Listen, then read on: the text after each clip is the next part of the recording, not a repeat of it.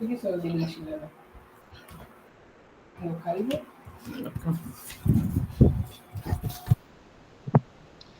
Monsieur le Président, et chers amis, et chers récipiendaires, chers parents, bienvenue à cette deuxième soutenance de la journée du 10 juillet 2025. Et nous avons l'honneur de recevoir cet après-midi Stral Benji Merceda. Et Stral Benji Merceda qui aura à soutenir son mémoire aujourd'hui. Il a été assisté pour faire ce travail par notre collègue Jean-Wilson Pierre, qui est à Jérémie.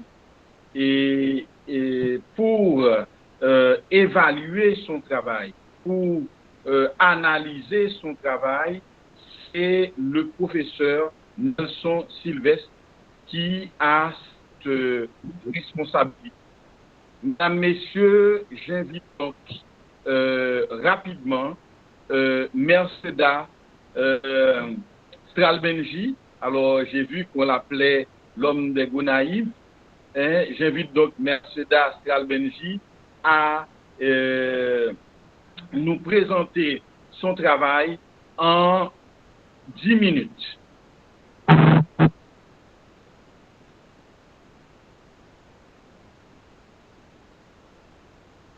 Stral Benji, votre micro est fermé.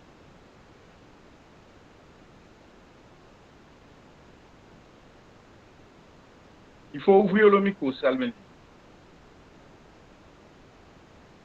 Et maintenant? Oui, ça va bien. Vous m'entendez maintenant?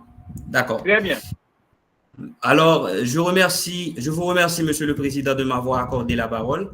Du même coup, j'en profite de l'occasion pour remercier mon encadreur Jean-Wilson Pierre et le rapporteur qui a consacré du temps à l'évaluation critique de ce travail de recherche portant sur le phénomène du grand banditisme en Haïti, plaidoyer pour une coopération judiciaire internationale en matière pénale. Dans le cadre de ce travail, nous avons un plan, mais nous rentrons directement dans l'introduction et la mise en contexte pour une économie du temps.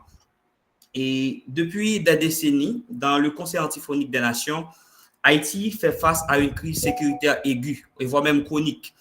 Et cette forte crise sécuritaire, tant sur le plan économique, social et politique, a emmené la prolifération d'un type d'effraction unique reportant au nom de grand banditisme.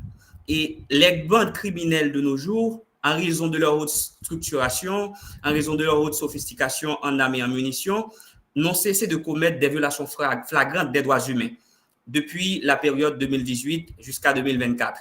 Par exemple, le Haut Commissariat de l'ONU aux droits de l'homme a recensé le cas de 4 451 morts et 1 668 blessés rien qu'en 2024. Dans ce contexte, puisque des violations flagrantes des droits humains se font sentir, la coopération judiciaire internationale devient un outil crucial contre la criminalité transnationale, car les gangs haïtiens, selon des rapports, entretiennent des relations avec des réseaux criminels transnationaux. Voilà pourquoi la justification de notre mémoire de recherche portant sur ce titre.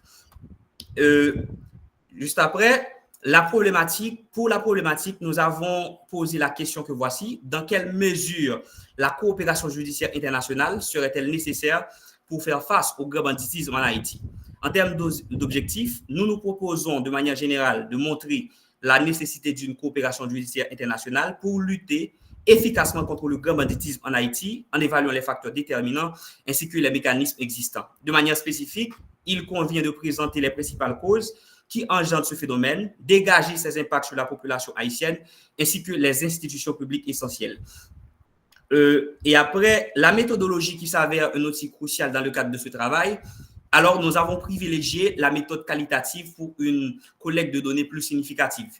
Le choix de la population s'oriente sur la zone métropolitaine de Port-au-Prince, car depuis ces derniers temps, Port-au-Prince est devenu pour la plupart un cimetière à ciel ouvert.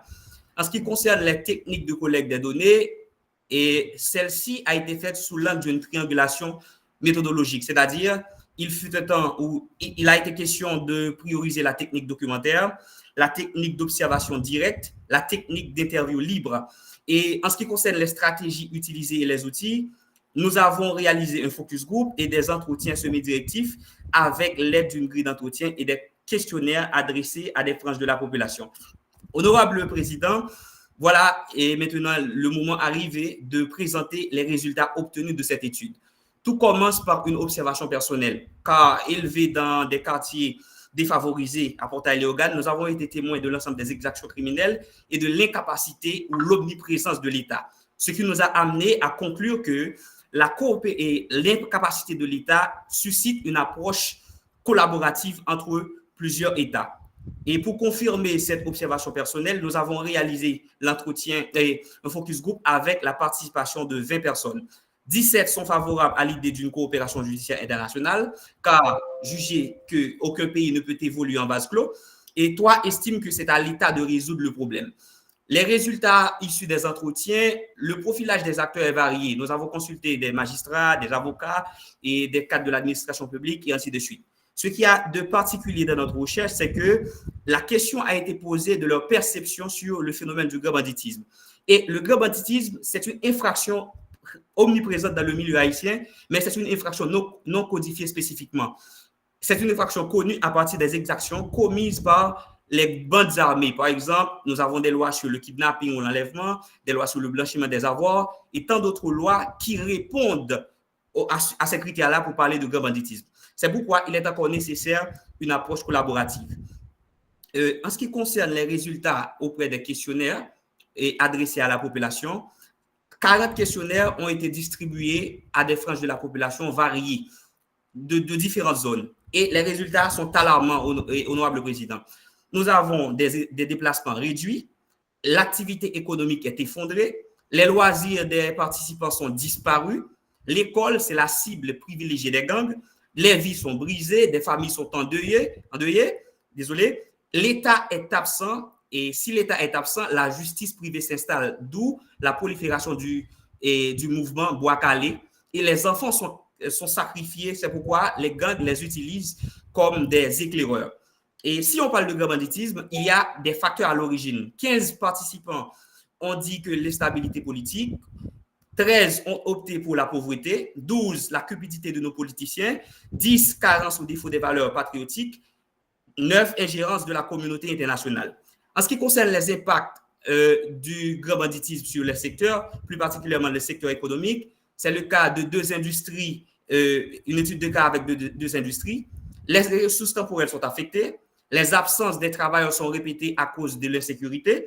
Et il y a également les déficits, la contraction économique. En ce qui concerne les institutions affectées, il y a la justice qui est effondrée, car les tribunaux sont attaqués, sont le spectacle des violations flagrantes des droits humains. Le système sanitaire est débordé, car les gangs ont orienté des attaques vers les différents personnels de santé qui ont laissé le pays à cause de l'insécurité criminelle. Et l'éducation est hypothéquée. Puisque l'éducation est hypothéquée, nous voyons que le ministère n'a pas un système de cartographie scolaire, ce qui ne donne pas une idée sur le nombre d'écoles opérationnelles durant cette forte crise criminelle. Si nous parlons de la coopération judiciaire internationale, certes, c'est nécessaire, mais les acteurs ont montré que cette coopération-là n'est pas une alternative sacro-sainte. Il y a bien des limites. C'est pourquoi nous avons analysé la souveraineté mal comprise, la faiblesse du système judiciaire, une logique de 2 poids 2 mesures, la carence législative, le système économique mondial. Et la préférence, c'est l'entraide judiciaire et l'extradition. En ce qui concerne les facteurs déterminants, c'est bien un engagement concret des acteurs, le respect mutuel et la participation citoyenne.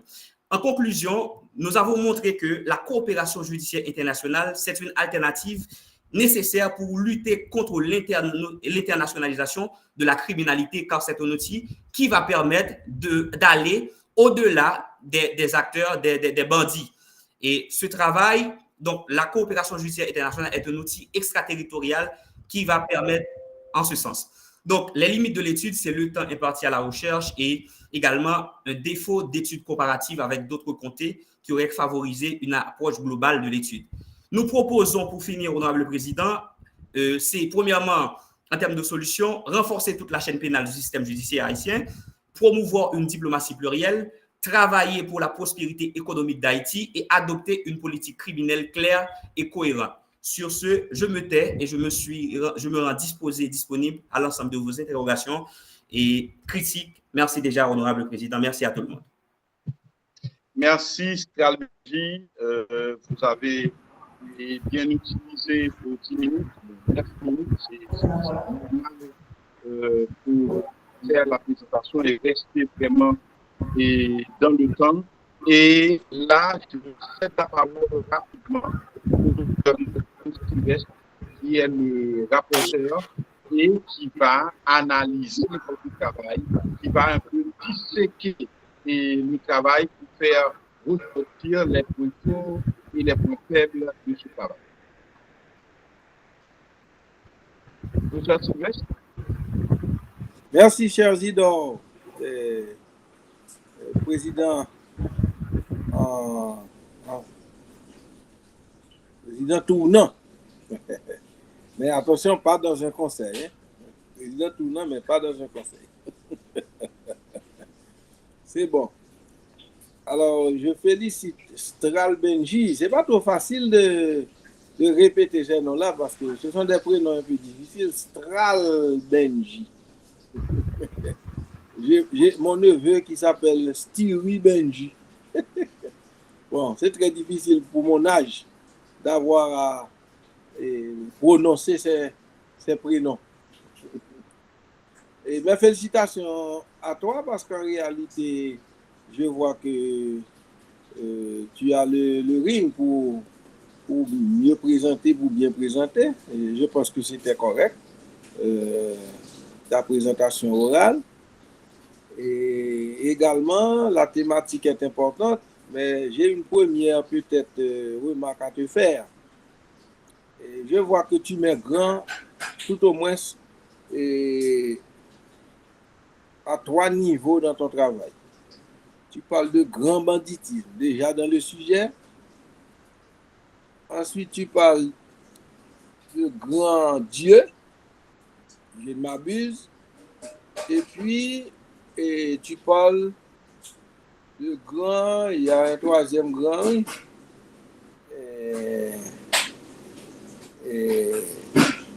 grand banditisme, grand Dieu, un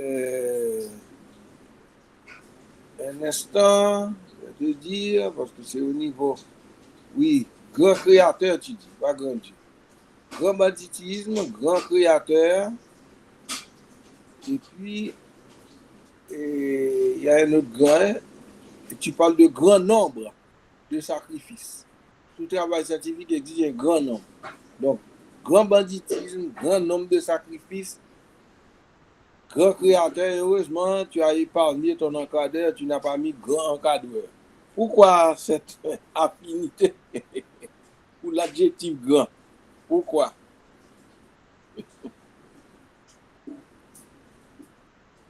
Le micro est fermé.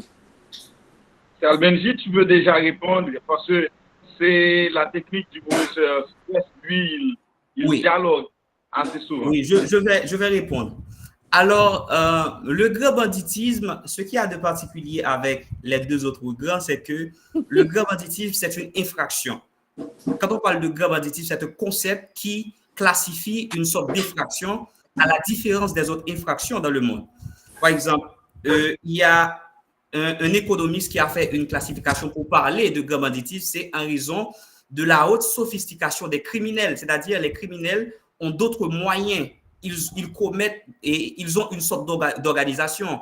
Ils ont une dimension transnationale. Et de plus, ils ont d'autres facteurs qui leur sont propres et particuliers. C'est pour cela, au lieu de parler de banditisme tout court, qui est une infraction tout à la fois distincte, on parle de grand banditisme. J'espère avoir été clair sur cette question-là. Et autre point, quand on parle de grand créateur, c'est une appellation que l'on utilise certaines fois. Encore, certains professionnels l'utilisent pour parler. C'est tout comme parler du grand architecte de l'univers.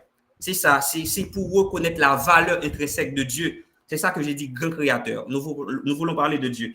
Et pour la troisième remarque, vous avez raison là-dessus. J'aurais dû écrire un bon nombre de sacrifices, mais je ne sais pas, c'est pas grand le mot le plus approprié ici.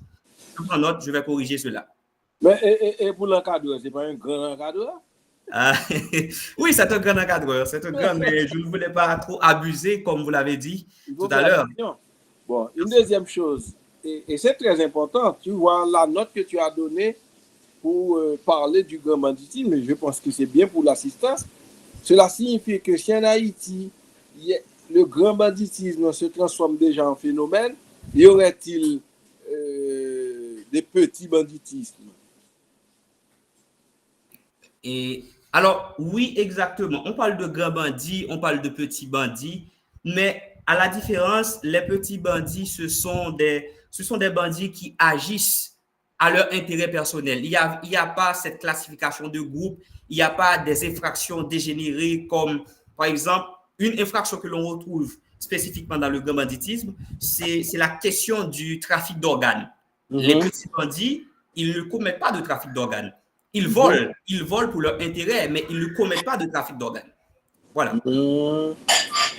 Très bien. Très bien. Bon, c'est vrai que dans notre langue, dans notre vernaculaire, on a souvent entendu parler de bandits grand chemin. Oui, les bandits de grand chemin. Et les bandits de petit chemin. Oui. Donc, voilà, donc c'est très important. Et voilà. Maintenant, et je pense que c'était important de fixer ça parce que il faut faire attention. Et quand on dit des choses, il faut savoir argumenter. Dans le texte, je vois que tu prends ton temps pour bien aborder les concepts. Je t'en félicite parce que la plupart du temps, on utilise ici et là des expressions, mais sans argumentation. Par exemple, si tu parles de corruption au niveau de la justice, c'est un thème fort.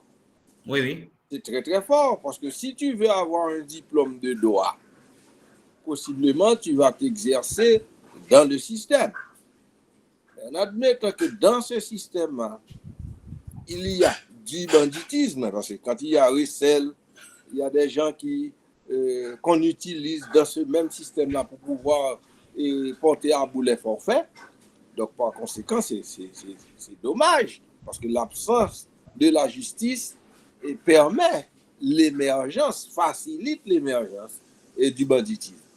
Donc, sur cette base, et je vois que dans ton texte, tu argumentes et souvent pour montrer en quoi c'est ça. Bon. Et par ailleurs, il faut éviter d'utiliser les nous, les on dans le texte. Un style impersonnel serait mieux. Parce que quand tu dis nous, vraiment, c'est t'effacer complètement de ce qui est écrit. Alors que c'est toi-même qui écris. Bon, tu ne vas pas dire non plus je, tu ne vas pas dire on, mais tu peux écrire que dans ce travail, et voilà ce qui était en train de se faire. Au lieu de dire nous avons fait, parce que ce n'était pas nous, c'était toi-même uniquement. Parce que moi, je ne suis pas solidaire avec toi dans ce cas-là. Je n'étais pas là quand tu étais en train d'écrire. Donc, il faut enlever les questions de nous, les on, relis le texte et essaie de voir ça. Et ensuite, je vais te poser une question sur ce que tu dis là à la page, laissez dire, c'est à l'introduction, à la première page. Je vais voir ce que tu vas me répondre. Et tu dis, si la criminalité n'est que le reflet de chaque société, pour commenter Émile Durkheim, tu dis comme le prétend le sociologue. Pourquoi comme le prétend le sociologue? Alors, et ça, j'ai utilisé le vocable prétendre, encore le verbe prétendre ici, c'est justement pour ouvrir le champ et pour permettre l'évaluation de la recherche. Par exemple, quand on dit comme le prétend le sociologue, ça c'est une affirmation qui postule en tant qu'un argument d'autorité. Et c'est comme l'affirme l'auteur. Oui, c'est comme l'affirme l'auteur, mais ça reste quand même un argument d'autorité. Et les arguments d'autorité, on doit dire également que les auteurs n'ont pas toujours raison. Donc, on postule à la base ce qu'a dit le sociologue Émile Durkheim, c'est lui qui l'a dit. Mais à travers nos recherches, on va voir si vraiment il a raison. C'est pour cela que j'ai utilisé le verbe prétendre. C'est-à-dire, tu étais prêt à mettre un débat. Un débat là-dessus. Et fort heureusement, et donc il m'a raison. Ok, très bien. Maintenant, je vois que tu as un problème central dans le travail, c'est bon. Et tu dis dans quelle mesure la coopération judiciaire internationale en matière pénale serait-elle? Alors, il faut éviter le conditionnel ici. C'est un problème central, il ne faut pas induire le doute dans le problème central. Le problème central découle des arguments que vous avez. D'accord, notez prise. C'est-à-dire sur la base des manquements que vous avez pu observer, constater dans les débats. Donc, en réalité, quand on fait une question centrale, on la fait parce que tout simplement, on voit que c'est le chemin à emprunter à ce niveau des débats pour faire avancer le même débat sur la question. Donc, si tu dis serait, donc tu réduis la possibilité de faire avancer le débat. D'accord? D'accord. Tu pourrais carrément utiliser l'indicatif présent. Ça ne donnerait absolument pas de problème. Dans un premier temps, j'avais mis ça. Est-elle nécessaire? Vous voyez? Est-elle nécessaire? Pas serait-elle. D'accord. Tu veux dire? Je dis dans un premier temps, j'avais mis s'avère-t-elle nécessaire, ce que j'ai dû changer. Voilà. Quelle mesure la coopération? C'est bien. C'est mieux, je vais retourner avec la formulation initiale. C'est ça. Maintenant, quelle différence ferais-tu entre coopération judiciaire internationale et coopération judiciaire mondiale? Alors, la coopération judiciaire internationale et mondiale, je dirais, la coopération judiciaire internationale oblige la coopération entre deux ou plusieurs États. C'est pour cela, dans le cadre de notre travail, nous avons parlé d'un État requis et d'un État requérant. L'État requis, c'est l'État qui est sollicité sur la demande. Et l'État requérant, c'est l'État qui exige la demande de coopération. Alors, la coopération judiciaire mondiale, c'est un peu nouveau pour moi, mais je le mettrai dans le même sens parce que mondial, international, cela évolue à l'échelle internationale. C'est toujours mondial. Le monde est devenu un village planétaire. Si le monde est devenu un village planétaire, il revient à tous les États qui se sentent révoltés par la répression du crime de se coopérer afin de pouvoir apporter une solution pour préserver des principes d'ordre humain qui dépassent chaque État. Mais ce sont des principes que l'on appellerait sur la scène internationale les principes de jus cogens, qui dépassent le principe de chaque État, supérieur à la race humaine. Voilà quoi. OK. Alors, dans le domaine de la justice, pourquoi est-ce que je t'ai fait la question? Si on dit coopération judiciaire internationale, vous savez que la relation entre les pays, c'est une relation d'intérêt. La relation entre les pays, c'est une relation d'intérêt, c'est pas vrai? Oui, oui, vous avez raison. Donc, si on dit coopération judiciaire internationale, eh bien, ou bien il y a l'intérêt, ou bien il y a la coopération véritable. Les deux ne se valent pas. Quand il y a coopération, il y a, si vous voulez, le rapprochement des intérêts, mais on sait que dans la dynamique internationale, il n'y a pas de rapprochement des intérêts. C'est-à-dire, aucun pays, aucun État ne va venir en aide à vous uniquement pour venir en aide à vous. Et s'il s'agit de la justice, il faut faire très, très, très attention, il n'y aura pas de coopération. Surtout quand il s'agit de banditisme. Je prends un simple exemple pour que l'assistance comprenne la discussion que nous sommes en train de faire. Pour que l'assistance comprenne mieux. De cette question de banditisme qui souvent ou toujours implique l'utilisation des armes. Eh bien, que va-t-on faire avec la production des armes? La production des armes, c'est toute une industrie. Oui, oui. Et il y a des pays qui n'ont rien à offrir en matière industrielle. Et particulièrement l'industrie des armes. Donc, il n'y aura pas de coopération. Vous comprenez? Oui, on a montré cela dans notre travail également. Oui, j'ai vu. Donc, par conséquent, je pense qu'il faudrait peut-être tenter à parler de coopération judiciaire mondiale, parce que la différence entre une coopération mondiale et une coopération internationale, c'est l'absence d'intérêt. International, c'est la présence d'intérêt, alors que mondial, c'est l'absence d'intérêt. Bien entendu, je l'ai dit sous réserve, parce que je sais que dans le concert mondial, il n'y a pas vraiment une institution à l'échelle mondiale qui garantisse la mondialisation des choses. Même quand on parle de l'ONU, c'est pas vrai. Même quand on parle de l'UNICEF, c'est pas vrai. Donc c'est très très difficile, mais tout au moins on peut avoir cette prétention de vouloir aller là. Je vais terminer et pour venir à un moment, je pense que c'est un bon travail et tu as la grande capacité. Et tu es l'un des rares étudiants à avoir présenté un travail tout à fait, je dirais, à la hauteur. Et on voit ça dans la présentation. Tu dis quelque chose là au niveau de la conclusion. J'aimerais bien et que tu nous expliques. Tu dis travailler pour la prospérité économique d'Haïti. Quel est le rapport entre le banditisme, la justice et la prospérité économique? Tu as mis ça comme recommandation. Oui, j'ai mis ça comme recommandation, c'est parce que dans la majeure partie des cas, les rapports de l'ONU ont montré que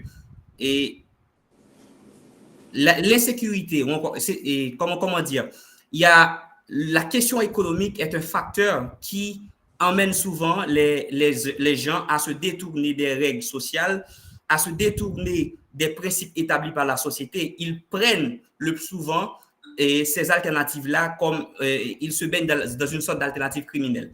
Par exemple, lorsque l'État ne peut pas assurer un ensemble de choses à la population, par exemple, absence de nourriture, absence absence des besoins premiers que l'État devrait offrir à la société. Donc, dans certains quartiers défavorisés, les gens ont souvent tendance à embrasser l'alternative criminelle comme une sorte de refuge, puisque l'État ne peut pas donner et nous avons des armes, nous avons des politiciens qui manipulent des jeunes issus de certains quartiers qui sont victimes d'une précarité économique, puisque ces politiciens-là les donnent des armes, donc ils deviennent des bandits, ils utilisent les armes pour kidnapper, pour tuer à leur bénéfice. Voilà pourquoi, si nous avons une économie forte, non seulement du point de vue national, cela va réduire le taux de chômage. Si le taux de chômage réduit, les gens auront une possibilité de s'épanouir. Il n'y aura plus cette question de s'immiscer dans la criminalité.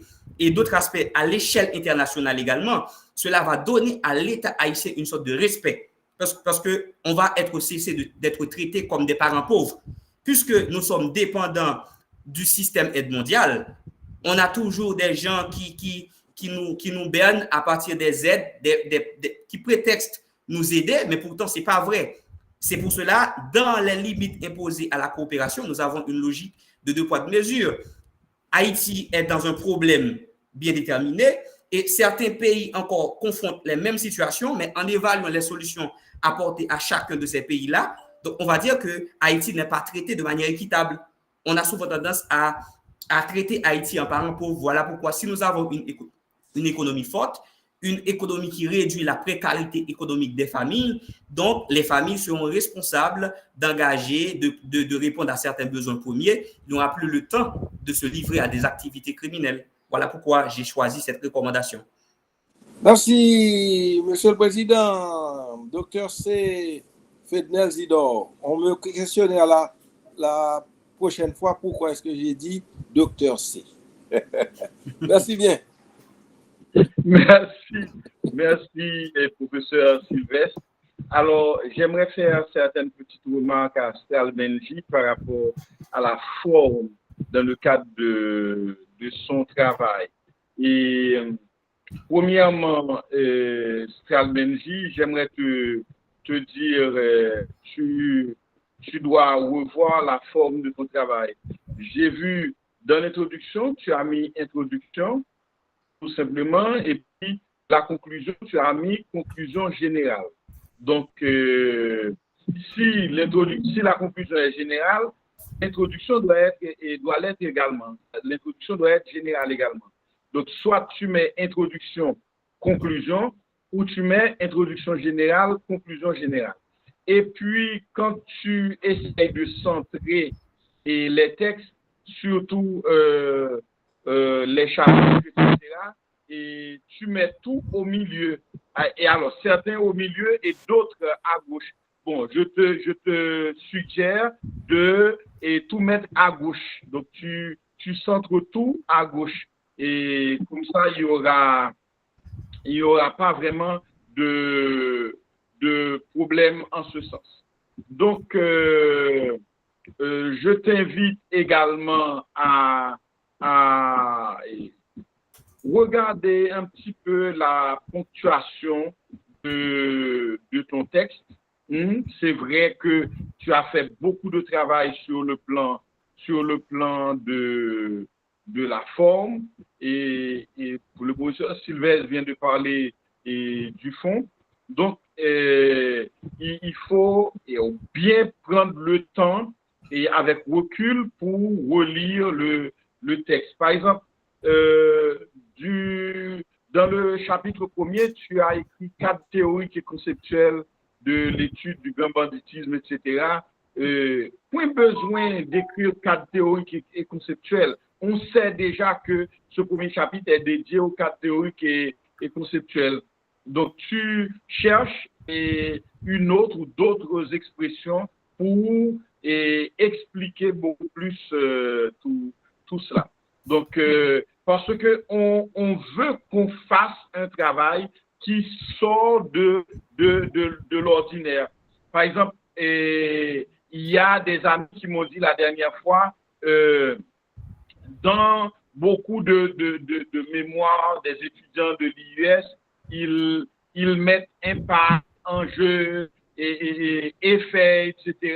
Il faudra sortir de ce carcan. Bon, il y en a eu d'autres qui sont venus, parce qu'on était sur un groupe, qui sont venus rapidement critiquer, etc., parce que peut-être qu'ils ont des problèmes par rapport à l'IUS. Mais on est d'accord qu'il faudra, et l'année prochaine, qu'on travaille sur ça, que tous nos étudiants ne se mettent pas à dire impact, effet, enjeu, ceci, cela, comme cela se fait 50 ans. Et on a cette capacité de changer les choses, eh bien, on les change. C'est ce que je t'invite à faire. On peut faire, d'ailleurs, toi, tu as une grande capacité d'écriture, à mon avis, et de dire également, eh bien, tu peux changer les mots, les expressions, tu vas en trouver d'autres, etc., pour faire de ton travail un travail qui est sorti de l'ordinaire. Sinon, je trouve que c'est un travail important, c'est un travail pour lequel tu as consenti beaucoup d'efforts et je t'en félicite. Je passe la parole maintenant à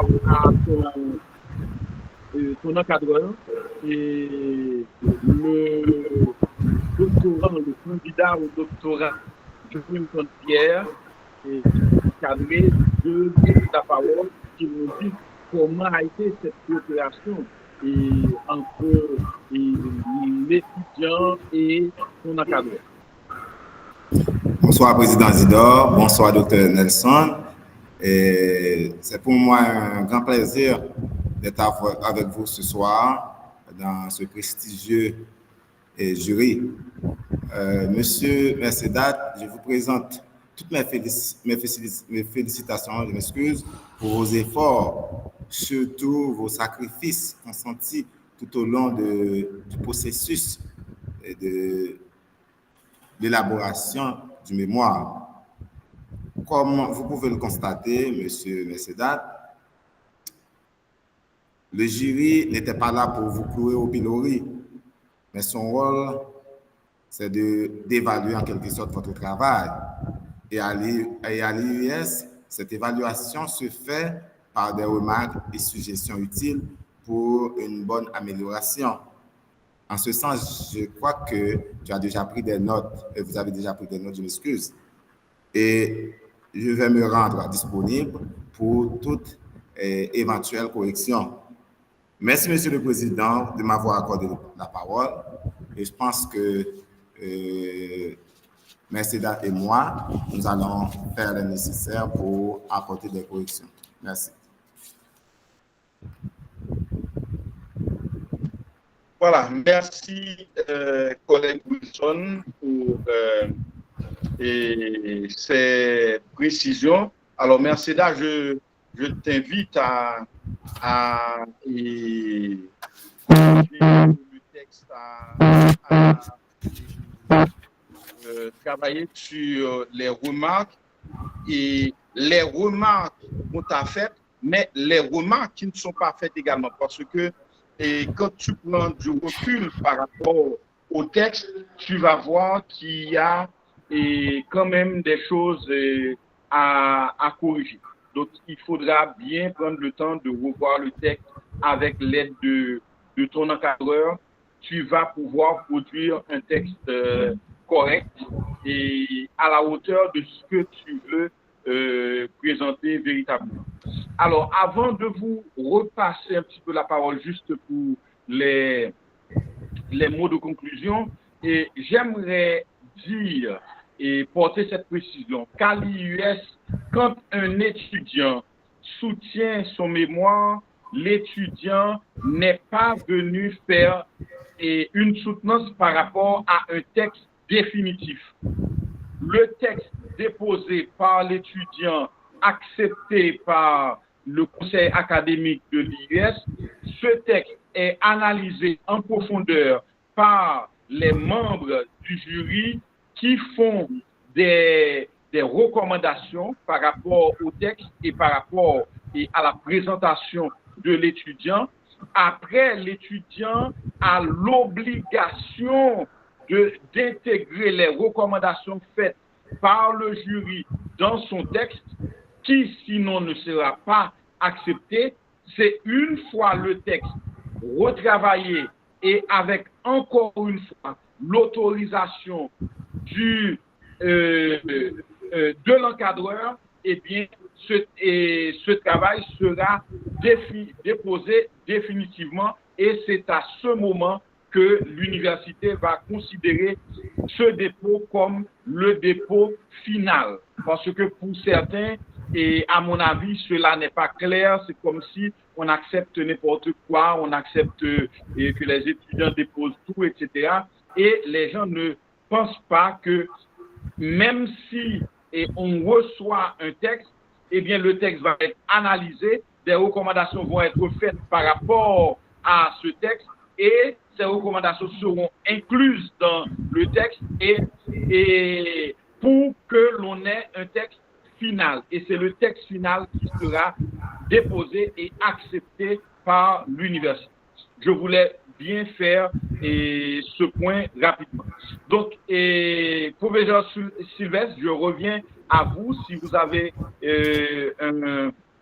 une dernière chose à ajouter. Oui, merci Isidore.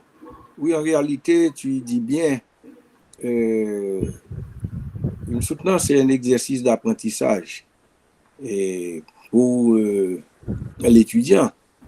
Et c'est également un exercice d'apprentissage pour tout le monde parce que nous avons une assistance composée d'étudiants et d'académiques. Donc, normalement, même quand un directeur, un encadreur donne l'autorisation de dépôt, c'est sur la base des conditions minima.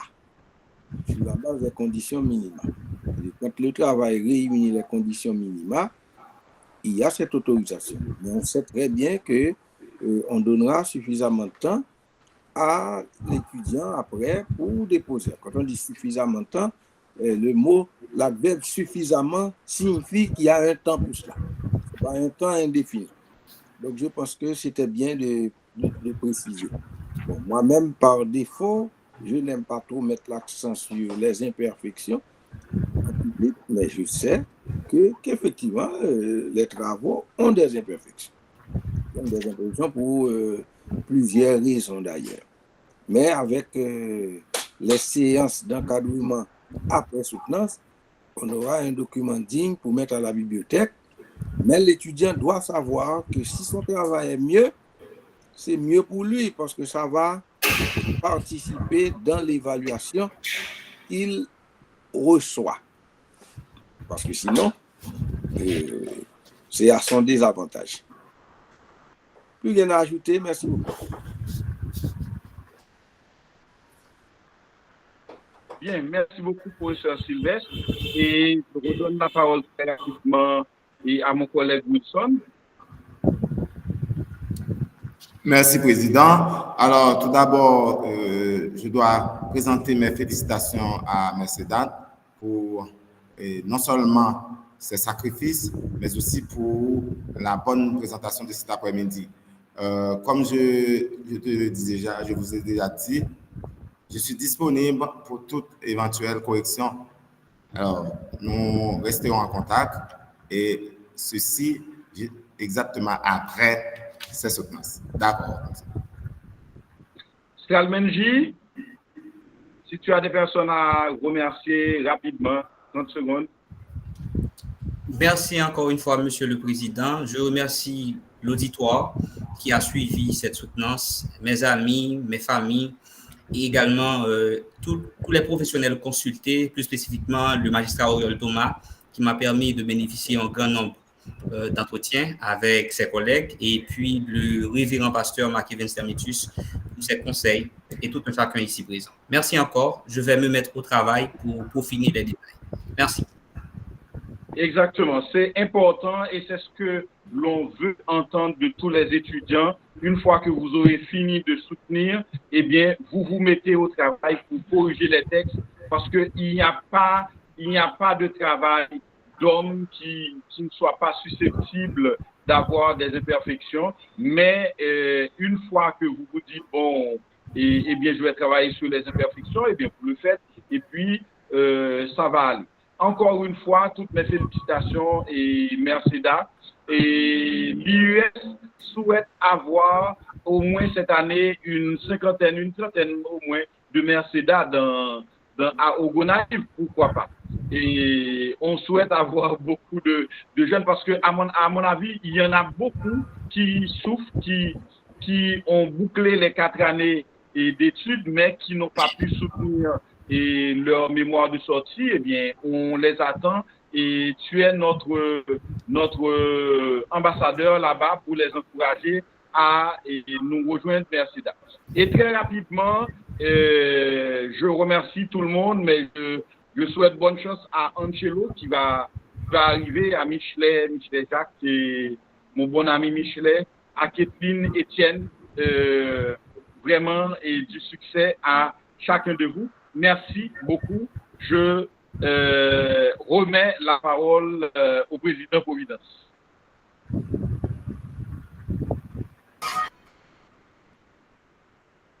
Bonsoir. Alors, Vous arrêtez l'enregistrement pour nous? Votre micro est d'accord, c'est bon. Oui, je vais le faire.